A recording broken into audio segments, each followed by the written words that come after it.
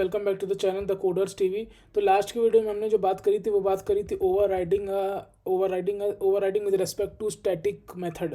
ठीक है, तो ये जो हमारी वीडियो थी वो लास्ट की वीडियो थी overriding with respect to static method. और हमने ये समझा था कि हम स्टैटिक मेथड को ओवरराइड नहीं कर सकते हैं। ठीक है, अगर मान लो जो मेथड है वो पेरेंट के पास जो मेथड है वो स्टैटिक मेथड है विद एग्जैक्टली द सेम। अगर हमने जो समझा था वो ये समझा था कि पेरेंट के पास जो मेथड पड़ा हुआ है वो स्टैटिक मेथड है। ठीक है, और एग्जैक्टली अगर सेम मेथड वही चाइल्ड के पास भी है ये, तो वो ओवरराइडिंग नहीं थी, वो जस्ट अ कोइंसिडेंस था कि चाइल्ड के पास भी एग्जैक्टली सेम मेथड था, वो ओवरराइडिंग नहीं हुई थी। और अगर मान लो कि चाइल्ड जो स्टैटिक मेथड को ओवरराइड कर रहा है, अगर वो स्टैटिक कीवर्ड उसका हटा देता है तो वो एक ट्राई होता है, मतलब ट्राई का मतलब वो एक कोशिश होती है। This is just a try to override static method, but as per rule you can not override static method. तो हमने ये समझा था। अब इस वीडियो में हम समझने वाले हैं overriding with respect to private keyword, या फिर ये कह लो overriding with respect to private method. ठीक है, तो बहुत ही छोटा सा कॉन्सेप्ट है, ज़्यादा बड़ी वीडियो होने भी नहीं वाली है ये। Overriding with respect to private method. ठीक है, तो यार इसमें सिंपल सी बात है। देखो क्या होता है कि हमारे पास एक क्लास पड़ी हुई है पेरेंट नाम से।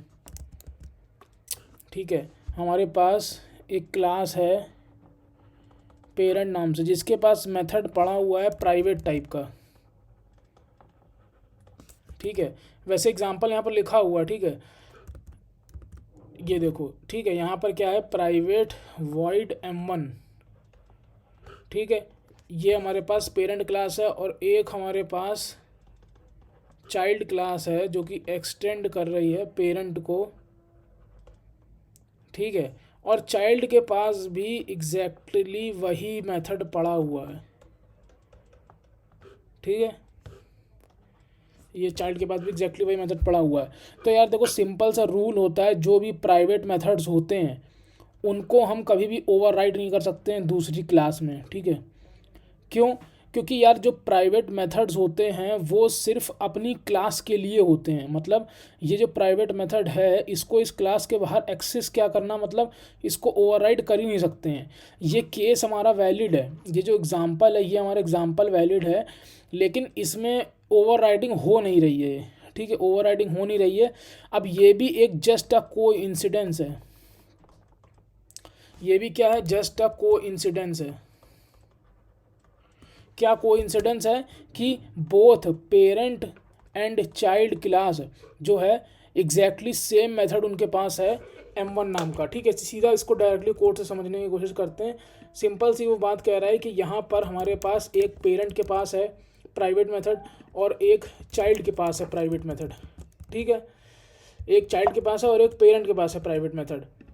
अब देखो उसमें जो वो कह रहा है वो यही कह रहा है कि ये केस जो है ओवरराइडिंग यहाँ पर लग रही है लेकिन ओवरराइडिंग हुई नहीं है। क्यों नहीं हुई है?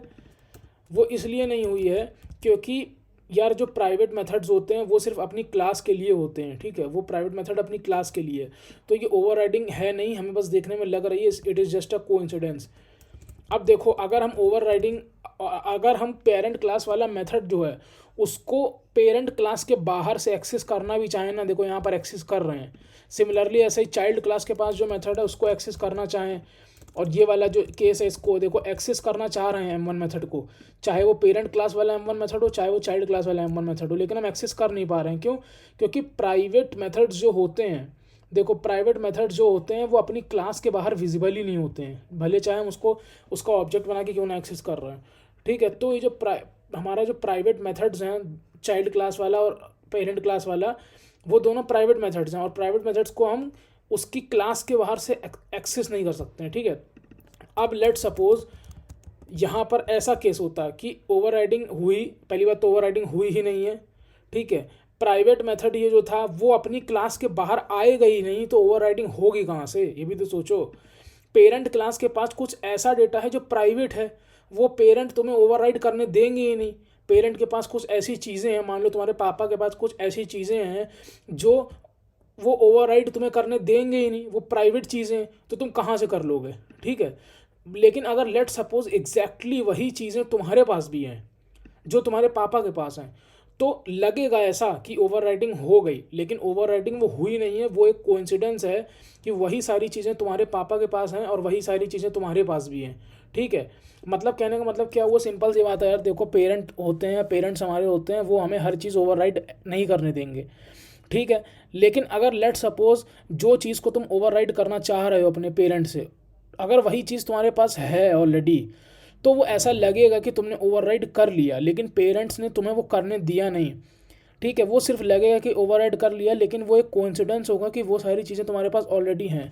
लेट सपोज पेरेंट के पास क्या कहते हैं, कुछ एक ऐसा मतलब बहुत ही मतलब एक पुराना ऐसा लेट सपोज कोई एक ऐसी कार है जिसको वो तुम्हें ओवरराइड करने ही नहीं देंगे, मान लो। ठीक है, पेरेंट के पास जो कार है वो विदाउट एयरबैग्स वाली है। ठीक है, वो तुम्हें ओवरराइड करने देंगे ही नहीं कि तुम उसको एयरबैग्स में कन्वर्ट करो। लेकिन लेट सपोज एक कोइंसिडेंस हो जाता है कि तुम्हारे पास भी वही सेम कार आ जाती है कहीं से, और उसमें भी एयरबैग्स होते नहीं हैं। तो लोग तो यही कहेंगे कि तुमने ओवरराइड करा, या फिर ओवर ऐसा कुछ ओवरराइडिंग का कुछ सीन हुआ, लेकिन ओवरराइडिंग का सीन हुआ नहीं। बस वहाँ पर क्या हुआ कि वो एक कोइंसिडेंस हो गया कि जो कार तुम्हारे पापा के पास थी एग्जैक्टली वही कार तुम्हारे पास भी आ गई। ठीक है, तो बस ये चीज़ वही यहाँ पर भी है, प्राइवेट मेथड है, पेरेंट चाहते ही नहीं है कि तुम उसको ओवरराइड करो। लेकिन अगर लेट सपोज तुम्हारे पास वही मेथड कहीं से आ जाता है, कहीं से मान लो भगवान ने गिफ्ट कर दिया कहीं से एकदम से कुछ, तो ऐसा लगेगा कि ओवरराइडिंग हो गई, लेकिन ओवरराइडिंग हुई नहीं है। ये एक जस्ट अ कोइंसिडेंस है कि वही सेम चीज़ तुम्हारे पास भी आ गई जो तुम्हारे पेरेंट के पास है। ठीक है, तो ये सिंपल सा कॉन्सेप्ट था overriding with respect to private methods. तो प्राइवेट मेथड्स कभी भी ओवरराइड नहीं होते हैं। कंक्लूजन क्या निकला, कंक्लूजन यही निकला कि we can't override private methods. ठीक है, यही हमारा कंक्लूजन है। ठीक है, तो आई होप वीडियो अच्छी लगी हो। मिलते हैं नेक्स्ट वीडियो में, और नेक्स्ट वीडियो में जो हम समझेंगे वो ये देखेंगे कि ओवरराइडिंग विद रिस्पेक्ट टू वैराग्स क्या होता है। ठीक है, ये बहुत अच्छी चीज़ है समझने वाली, इसमें थोड़ा सा कन्फ्यूजन भी होगा कि क्या चीज़ें क्या हो रही हैं क्या नहीं हो रही हैं, तो ये नेक्स्ट वीडियो में समझेंगे। तो मिलते हैं नेक्स्ट वीडियो में, टिल देन कीप लर्निंग।